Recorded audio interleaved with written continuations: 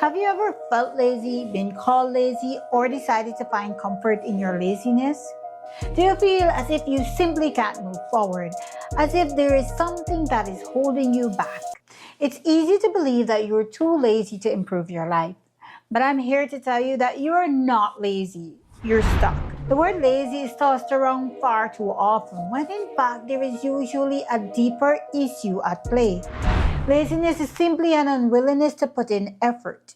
But the feeling of being stuck is an even more challenging and frustrating experience because despite our efforts, progress feels impossible. In this video, I'll share the 10 main reasons why you have remained stuck. As I go through this list, I want you to identify which one of these factors addresses your specific internal struggle. I also want you to know that you can get unstuck. You can move forward. You can live a healthier, happier life. But it starts with taking a deep, long, honest look at yourself.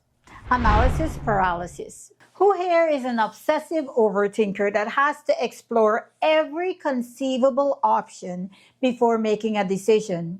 Guilty. It's a double-edged sword. On one hand, thorough consideration can lead to better decisions, but on the other, it can paralyze you into inaction. There's a quote by Aaron Woodward which states that analysis paralysis occurs when we overthink and underwork. So I want you to ask yourself, are you thinking more than you're working? Is your need to overanalyze each and every decision paralyzing you into inaction? To get unstuck from analysis paralysis, you must learn to trust your intuition. Instead of endlessly waiting on the perfect solution, just set a timeline to make a decision. Make the decision, then focus your efforts to make that decision work for you. And you need to remember that not making a decision is also a decision. One of the main reasons why many of us experience analysis paralysis is because we're so fearful of wasting our time, energy, and resources, which leads me to point number 2, fear of wasted efforts. Imagine putting all of your efforts into a project, dedicating countless hours and intense energy, only to see it fail. Oh, what a terrible feeling. But why is it that we are so fearful of wasting our time and energy? Well, this sense of urgency stems from our understanding of time as a finite and valuable resource. Plus, it's important to consider opportunity costs, right? Every moment spent on one task is a moment not spent on another, potentially more rewarding activity. Have you ever heard about the sunk cost fallacy? Well, this cognitive bias makes us reluctant to abandon a project or a relationship we've already invested in, even when it's clear that continuing it is unwise. The more time, money, or resources you've already committed to that project or relationship, the harder it becomes for you to let go. No one wants to end a 10-year relationship or give up on a business after they've shed their blood, sweat, and tears. We want to cling to the hope that our investment will eventually pay off, and we fear that giving up means admitting failure and accepting that all our hard work was for nothing. This fear of wasted efforts also taps into our deeper emotional and psychological needs. When we invest in something, we often tie our self-worth to its success, and failure can feel like a personal defeat, leading to feelings of inadequacy and self-doubt. But the thing about fear is that it often leads to inaction and procrastination. We become overly stressed and anxious. We refuse to take risks. To get unstuck, you need to develop a growth mindset. You need to celebrate effort more than outcome. And finally, you need to commit to action. Here's a quote by Sarah Parrish for you to remember. Living with fear stops us from taking risks. And if you don't go out on the branch, you're never going to get the best fruit. So go out there and take a risk and get your best fruit. Now let's move on to another fear. One that's perhaps even more pervasive and insidious. Fear of failure. The fear of failure is paralyzing. It stifles our potential and can lead to unfulfilled ambitions. But here's the worst part. The fear of failure is often unrecognized as the root cause of our inaction. Will you openly admit that you're not going to start a project or pursue your dream because you're afraid of failing? No, you will rationalize your avoidance with excuses like lack of time, insufficient resources, or you'll simply say that you're trying to pursue other opportunities. Although these reasons may have some validity, they often serve as a mask for our deeper fears. The fear of failure subtly infiltrates our decision making processes. For instance, in a professional setting, you might shy away from proposing an innovative idea, fearing that it might be shut down. Or in your personal life, you may avoid starting a new hobby or learning a new skill because you worry that you might not be good enough. Over time, these small acts of avoidance accumulate, creating a pattern of missed opportunities and stagnation. Each time you avoid a challenge due to this fear, it reinforces a negative self perception and can lead to a downward spiral where the fear of failure grows stronger and the willingness to take risks diminishes further. To move past the fear of failure, I want you to redefine what failure truly means. You need to realize that every effort, whether it culminates in success or not, brings with it valuable lessons and experiences. These lessons can inform your future decisions. In fact, the knowledge gained from so called failures can be more impactful and enduring than the knowledge gained from effortless success. Try to think about something you failed at. Now think about all the lessons you've learned regardless of that failure. To get unstuck, you need to realize that failure is not the opposite of success and that there is always collateral benefits. That you can find blessings even in failures. You need to realize that the path to success is paved with failures, each of which offers a valuable lesson and brings you one step closer to your ultimate goal. What potential failures are you avoiding? Look it straight in the face and dare to take the first step, knowing that the cost of remaining stuck is far greater than any potential outcome. If you're finding this content valuable, please consider liking and subscribing to my channel. Your support means the world to me and enables me to continue sharing insights and strategies for you to live a healthier, happier life. The next thing that is keeping us stuck, that is also linked to our fear of failure, is our perfectionistic tendencies. Perfectionism, that relentless pursuit of flawlessness, can be even more paralyzing than the fear of failure. Many of us pride ourselves for being perfectionists. We see it as this positive trait that is indicative of high standards and ambition. But perfectionism often leads to counterproductive outcomes because it prevents us from taking any action at all or drives us to obsessively refine our work, delaying completion indefinitely. And this is how perfectionism is linked to the law of diminishing returns. Think about it.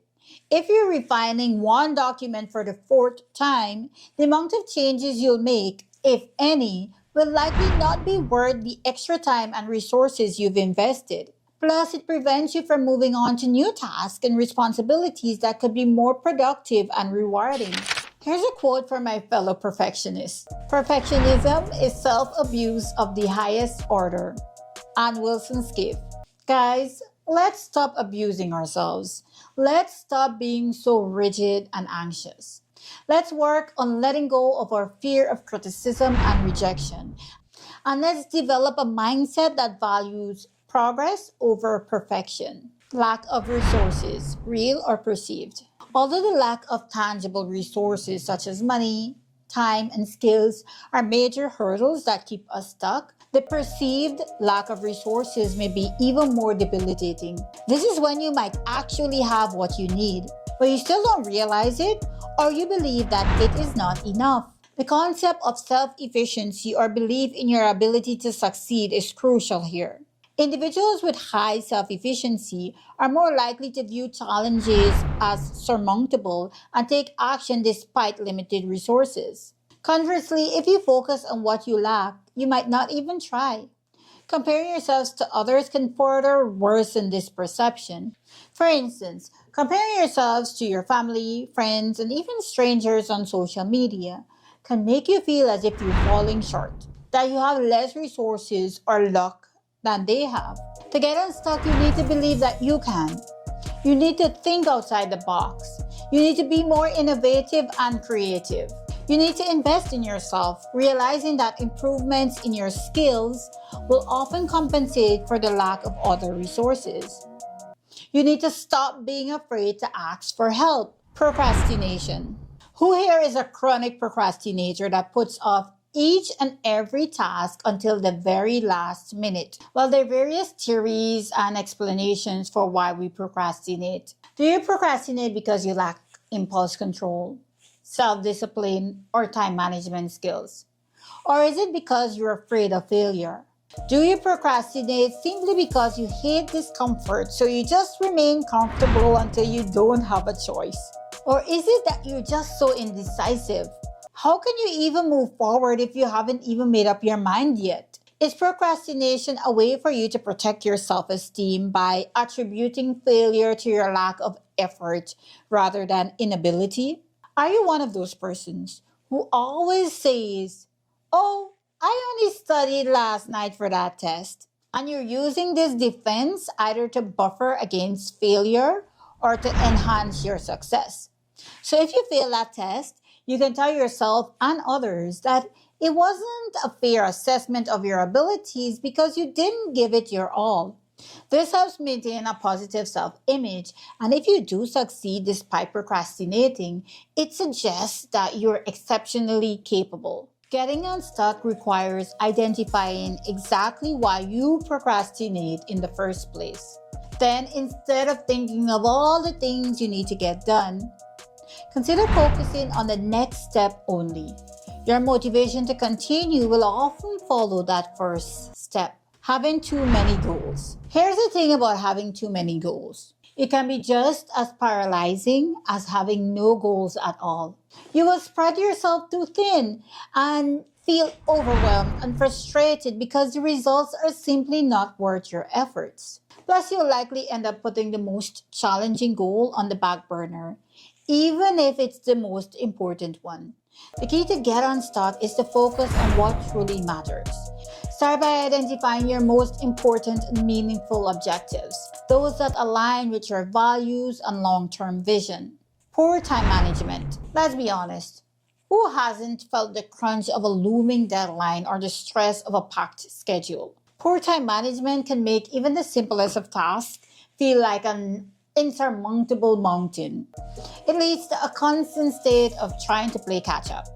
This leads to stress, which in turn decreases your productivity and creativity, which causes more stress, thus creating a vicious cycle. So how can you improve your time management skills and get unstuck? Well, maybe you could start by identifying your top 3 tasks and focusing on completing those first. This ensures that you're always moving forward on the most critical tasks. Or perhaps you could categorize your tasks by urgency and importance.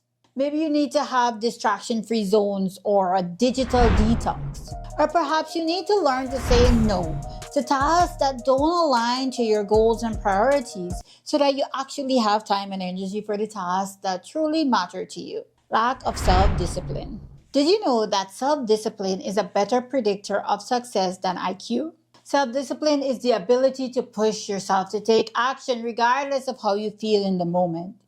It requires impulse control and emotional regulation. It's about doing what needs to be done, even when you don't feel like doing it. Self-discipline helps you resist short-term temptations in favor of long-term rewards, which is essential for achieving your goals. Are you that person that has big dreams and ambitions, but is often making excuses? That person that is refusing to make the sacrifice. To get unstuck, you need to develop habits and routines that will make it easier for you to stick to your goals.